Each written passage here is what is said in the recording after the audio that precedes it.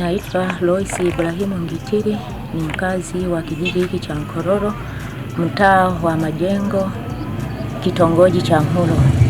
Yaani ni siku 7 ambazo hatujafanya kazi yoyote ile. Yaani tunazunguka tu kwenye misiba. Tunayo majonzi makubwa sana kwa kuondokewa na ndugu zetu hao wote ambao na leo ndio tunaenda kumuhifadhi ndugu yetu ambaye pia alikuwa mzee wa kanisa katika kanisa la Waadventista wa Sabato. Kwa jina naitwa Kulabia Tunde, ni mkazi wa kitongoji cha Mhulo, kijiji cha Nkololo, kata ya Nkololo, wilaya ya Bariadi. Kwa kweli haya matukio yaliyotokea, tumshukuru tu Mwenyezi Mungu kwa vile ametupa nguvu za kuwasitiri wenzetu. Pia nitoe tu shukrani kwa viongozi wa serikali tangu ile tarehe 11 mpaka sasa hivi. Yaani tunashiriki nao vizuri, wanatufariji.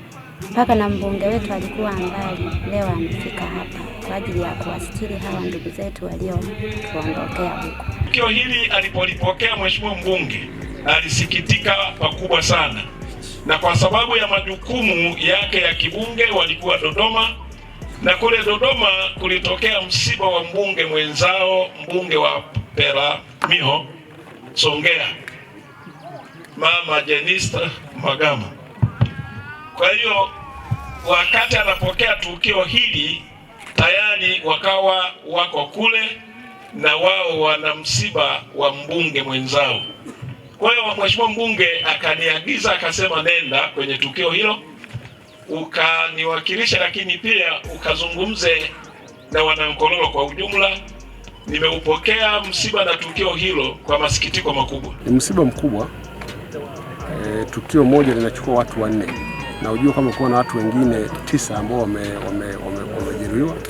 Tumejitahidi sisi kwa upande wa serikali na mimi kama mbunge kuhakikisha kwanza wale tunawatibu na tunachukua zile gharama, lakini vivyo wenzetu ambao wametangulia mbele za haki kushiriki katika misiba hiyo yote minne kwa namna tofauti.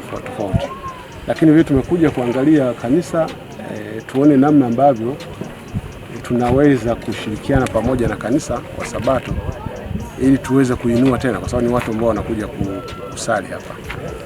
Kwa ni jambo kubwa limetutokea katika kata yetu ya Nkololo kwa maana ya Bariadi vijijini, na mimi kama mbunge, pamoja na kwamba tulikuwa na msiba mwingine wa mbunge mwenzetu ambao anazikwa leo hii, na sikuweza kwenda kule kwa sababu ilibidi sasa nihakikisha kwamba kijijini kule sasa.